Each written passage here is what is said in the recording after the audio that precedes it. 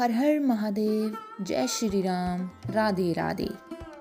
संस्कृति YouTube channel पर आपका हार्दिक स्वागत है।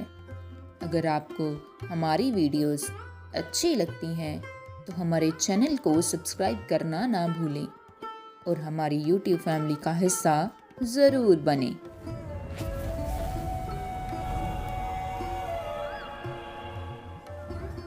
दोस्तों, आज हम श्रवण करेंगे कार्तिक मास महात्म्य कथा का 5वां अध्याय।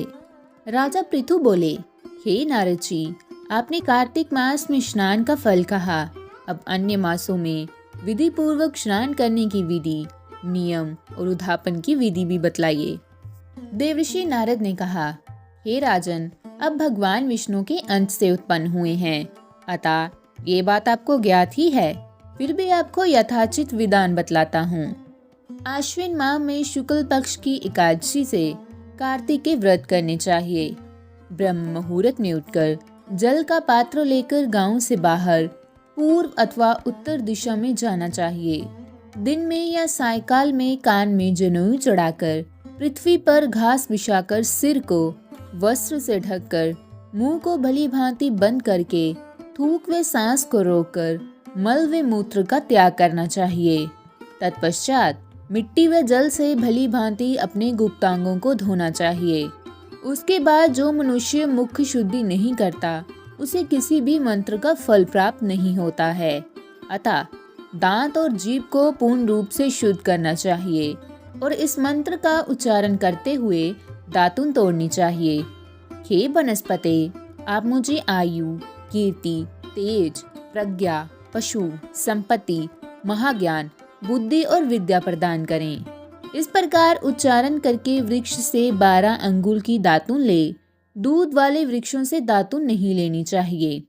इसी प्रकार कपास, कांटेदार वृक्ष तथा जले हुए वृक्ष से भी दातुन लेना मना है, जिससे उत्तम गंध आती हो और जिसकी टहनी कोमल हो।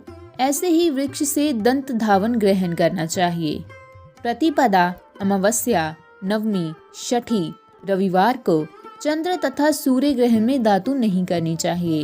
तत्पश्चात भली भांति स्नान करके फूल माता, चंदन और पान आदि पूजा की सामग्री लेकर प्रसन्नचित व ध्यान पूर्वक शिवालय में जाकर सभी देवी देवताओं को अर्घ, आचमनीय आदि वस्तुओं से पृथक पृथक पूजा करके प्रार्थना एवं प्रणाम करना चाहिए। फिर भक्तों के स्वर में स्वर मिलाकर श्री हरि का कीर्तन करना चाहिए। मंदिर में जो गायक भगवान श्री हरि का कीर्तन करने आए हों, उनका माला, चंदन, तांबूल आदि से पूजन करना चाहिए, क्योंकि देवालयों में भगवान विष्णु को अपनी तपस्या, योग और दान द्वारा प्रसन्न करते थे, परंतु कलयुग में भगवत गुणवान को ही भगवान श्री हरि को प्रसन्न करने का एकमात्र साधन माना जाता है। नारद जी राजा पृथु से बोले, हे राजन, एक बार मैंने भगवान से पूछा कि हे प्रभु, आप सबसे अधिक कहाँ निवास करते हैं?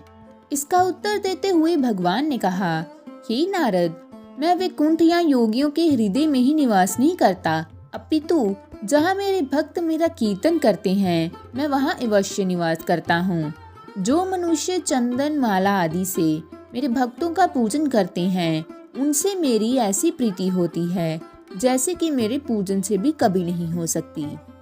नारद जी ने फिर से कहा, शिरीष, धतूरा, गिरजा, चमेली, केसर, कंधार और कटहल के फूलों व चावलों से भगवान विष्णु की पूजा नहीं करनी चाहिए। अड़हल, कंद, गिरीश, जूही, मालती और केवड़ा के पुष्पों से भगवान शंकर की पूजा नहीं करनी चाहिए। जिन देवताओं की पूजा में जो फूल निर्दिष्ट है, उन्हीं से उनका पूजन करना चाहिए।